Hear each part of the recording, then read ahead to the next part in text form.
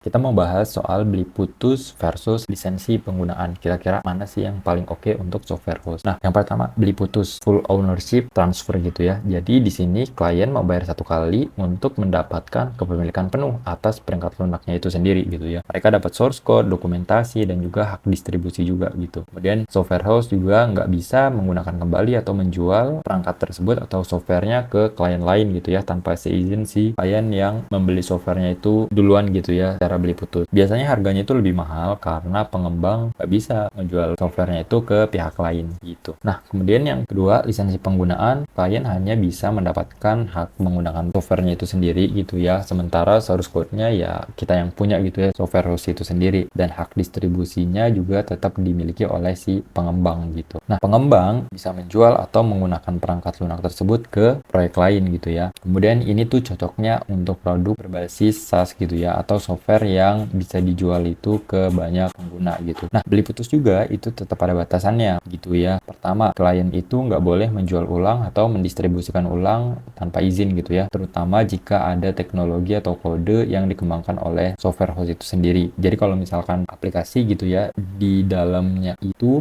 ada teknologi yang kita kembangin sendiri sebagai software host. Nah, mereka itu nggak boleh langsung ngejual ulang gitu ya, didistribusikan langsung tanpa izin kita gitu. Jadi sebenarnya itu perlu kita kasih tahu juga gitu ya. Nah, kemudian tidak termasuk pemeliharaan dan pembaharuan. Itu udah pasti. Jadi kalau misalkan kita jual beli putus softwarenya itu nggak dapat maintenance atau termasuk pemeliharaan gitu. Paling ya ada garansi lah, mungkin 1 bulan kalau misalkan ada bugs dan lain-lain. Kemudian yang ketiga, cipta terhadap elemen tertentu tetap dipegang pengembang. Jadi kalau misalkan di aplikasinya itu ada yang tadi gitu ya, framework yang kita kembangin sendiri sebagai software host, itu mungkin ada license-nya gitu ya soal si teknologi tersebut. Jadi itu masih tetap dipegang kita gitu ya untuk frameworknya, tapi aplikasinya ya mungkin itu udah di si klien gitu ya, karena dia udah beli putus. Cuma teknologi yang di dalamnya itu tetap hak ciptanya itu dimiliki oleh kita itu sendiri. Kemudian batasan tanggung jawab. Nah, sebagai software host kita udah nggak lagi bertanggung jawab atas software yang udah dibeli putus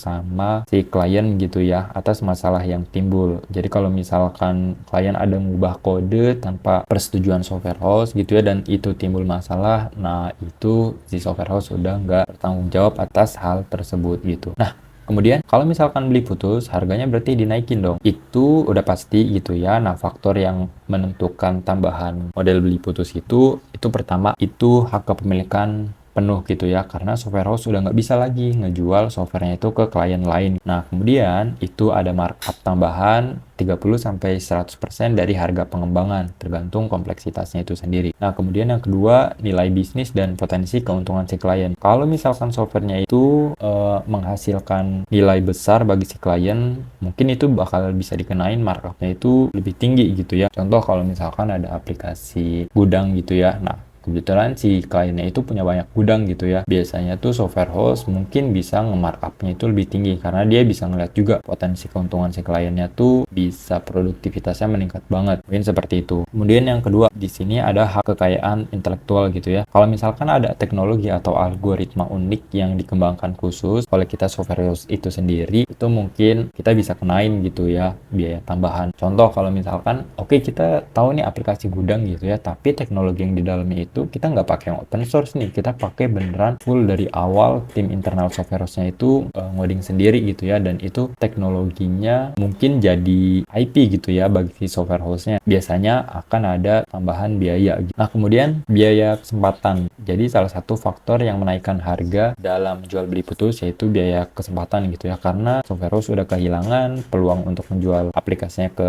klien lain gitu ya atau ke proyek lain, maka ya ini bisa jadi kita masukkan sebagai variabel gitu ya dalam faktor untuk menaikkan harga beli putusnya itu sendiri. Nah, sekarang gini, cara sederhana untuk menghitung harga beli putus itu gimana sih? Biasanya itu kalau yang tadi balik ya, itu kan ada markup 30-100%, maka tinggal dikali aja dari biaya pengembangan itu sendiri. Kalau yang di aplikasi booking salon kita itu kan 22 gitu ya, maka di sini ya markupnya tinggal ditentuin. Kalau misalkan 50% ya berarti sekian gitu ya, kalau misalkan 100% maka ini sekian gitu. Mungkin seperti seperti itu. Itu metode yang pertama gitu ya untuk cara menghitung beli putus. Kemudian yang kedua, metode yang kedua itu by perhitungan hak kepemilikan dan potensi penggunaan. Misal, software house biasanya bisa menjual ulang atau menggunakan kembali 30% dari kode untuk proyek lain gitu ya. Jadi kalau misalkan ada 3 proyek serupa di masa depan, masing-masing bisa menghemat 5 juta gitu ya. Maka 3 dikali 5 juta gitu ya, plus 22, jadi hanya sekitar 30 juta aja. Jadi kalau misalkan ada 3 proyek yang sama kebetulan, nah ini bisa pertimbangin untuk metode yang kedua ini gitu ya, perhitungan hak kepemilikan dan potensi penggunaan ulang gitu. Jadi masing-masing 3 proyek tersebut ya